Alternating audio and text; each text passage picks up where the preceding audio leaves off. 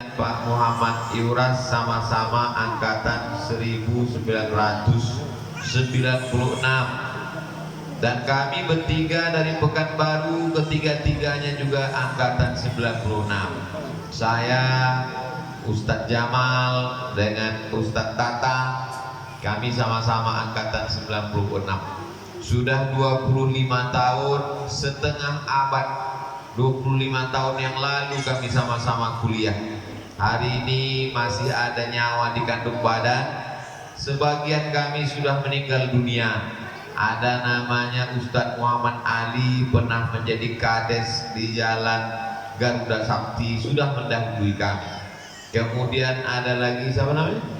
Ustadz Delvis, guru tamat dari Man 1, sama-sama kami kuliah, juga sudah meninggal dunia.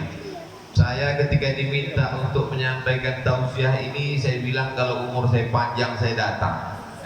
Alhamdulillah hari ini kita masih bisa bersilaturahim. Mudah-mudahan di masa akan datang kita dipertemukan lagi di majelis-majelis yang baik, insya Allah. Man ahabba yubsata lahu fi rizqihi, siapa yang mau dilapangkan rezekinya, wa yunsa'alahu fi atharihi, mau dipanjangkan umurnya, falyasil rahimahu, hendaklah menyambung tali silaturahim. Alhamdulillah saya dan kawan-kawan setiap sebulan sekali berjumpa di Pekanbaru, di Kabupaten Kampar, di Kabupaten Siak. Momen apapun yang diundang kami datang. Acara walimah, acara akikah, acara khitan, acara bersunat, maka insya Allah semua momen-momen itu kami jadikan sebagai wadah untuk bertemu, bertatap muka. Sampai masanya tak lagi berjumpa, kita kirimkan doa. Kalau masih hidup bisa mengulurkan tangan. Dengan uluran tangan itu bisa terhapus dosa-dosa. Dengan uluran tangan itu terasa ringan beban hidup kita. Mudah-mudahan silaturahim kita ini juga menambah umur dan memurahkan rezeki, insya Allah. Ini poin yang pertama. Poin yang kedua, bahwa momen ini adalah momen khitan. Saya pernah diundang ke Bangkinang. Bapak sebelah kiri sebelum kota Bangkinang, dia sangat berharap saya datang dalam acara peresmian menempati rumah baru. Rupanya yang mengundang itu adalah istrinya. Istrinya pernah mendengar tausiah saya di Pekanbaru, acara menempati rumah Bapak Haji Endar Muda, didengar oleh istrinya di YouTube. Lalu kemudian dia pun berhajat, nanti kalau kita punya rumah baru, lalu Ustadz Somad kita undang. Rupanya hari ini ada khusus. Ternyata saudara kami Pak Muhammad Iuras menjanjikan kepada anaknya, patutlah beliau mengundangnya serius betul. Rupanya ini adalah hadiah. Ada orang memberikan hadiah kepada anaknya sepeda motor. Akhirnya sepeda motor itu dipakai, speedometernya dicabut, knalpotnya dicabut, remnya dicabut, menabrak tiang listrik, mati. Ada orang menghadiahkan anaknya handphone. Handphone itu dipakai, ditonton pagi, siang dan malam. Anak kecanduan game online, PlayStation, error, rusak otaknya. Tapi karena bapaknya alumni UIN, IAIN, lain cara dia memberi hadiah anaknya. Anak hafal Quran sekian juz, hadiahnya Ustadz Somad datang tapi tak dikasih tahu. Andailah saya tak datang, betapa kecewanya ananda. Tapi alhamdulillah subuh tadi kami acara pengajian di Masjid Baitus Salam, Jalan Riau. Kemudian setelah itu kajian di Hotel Pangeran. Kemudian saya diundang hari ini di rumah Pak Muhammad Iuras, katanya nanti ada acara khitan. Tapi rupanya bukan khitan biasa. Ananda sebelum dinitan sudah hafal 2 juz. Masya Allah, mudah-mudahan menjadi penghafal Quran. Ini pelajaran buat kita bersama bahwa anak-anak kita mesti kita didik macam Pak Muhammad Iuras mendidik. Sebelum khitan khatam Quran, tapi tidak mesti wajib macam itu. Takutnya dia tak hafal tak khitan. Tapi paling tidak ini pendidikan pelajaran yang baik. lalu kemudian khitan diundang ustaz. Tidak mesti Ustaz Somad, siapapun Ustaz yang menyadarkan mereka tentang makna pendidikan. Ceramah ini direkam. Andai rusak satu rekaman, yang lain tak mungkin rusak semua. Handphone banyak merekam. Berjalan usia, panjang umur, sehat badan, diulang balik, mereka tonton, mereka dengar. Lalu anak-anak mereka pun juga akan melakukan hal yang sama. Dulu waktu ayah di khitan, diundangkan Ustaz, anak-anaknya pun juga akan dia lakukan hal yang sama, maka ini akan menjadi amal jariah, menjadi pendidikan. Ini poin yang kedua, kita membiasakan tradisi yang baik-baik. Insya Allah anak cucu kita pun juga akan melanjutkan tradisi yang baik ini, insya Allah. Poin yang ketiga, saudara kami, sahabat kami Pak Muhammad Iuras, beliau di samping sebagai abdi negara, PNS maksudnya, tidak hanya berharap kepada gaji beliau sebagai PNS, tapi dia ada usaha, bisnis, sehingga Allah bukakan pintu rezeki. Berapa kali tadi beliau sebut dalam kata sambutannya, Ustaz sampai ke gubukan. Di kampung Ambo gubuk itu dindingnya bulu, tapi gubuk bahasa Pak Muhammad Iuras adalah rumah yang Masya Allah, tabarakallah. Turunlah berkah ke rumah ini karena dari usaha yang halal. Amin. Karena kalau dari hasil gaji PNS mau korupsi berapa tahun dia.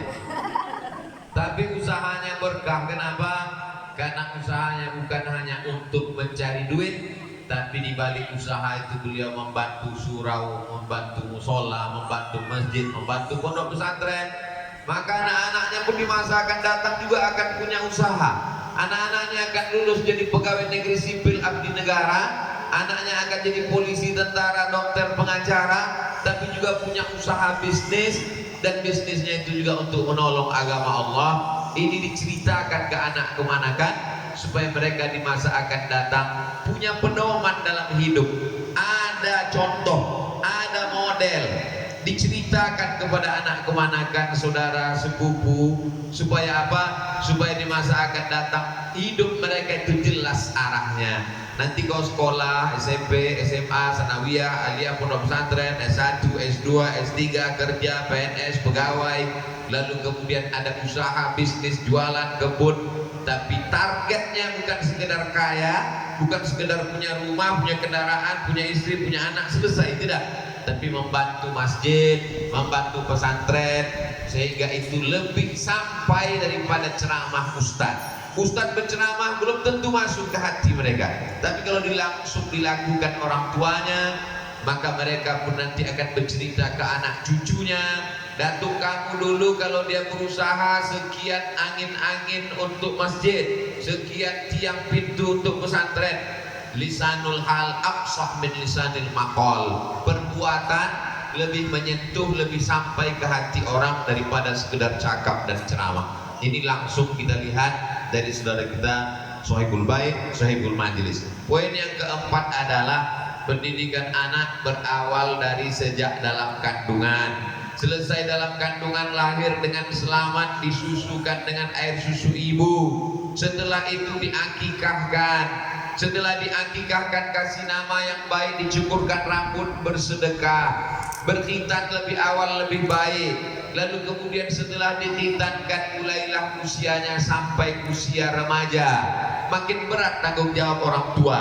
Kalau anak itu perempuan, innal mar'ata, perempuan idza balagatil mahid, kalau sudah sampai usia maaf cakap haid, la yasluh laha an yura minha, tak boleh nampak illa hadza wajah wa hadza tapak tangan. Yang laki-laki mulai punya tanggung jawab, muru auladakum bis shalah, suruh anak kamu sembahyang salat. Wahum abna'u sab'an sinin, umur 7 tahun.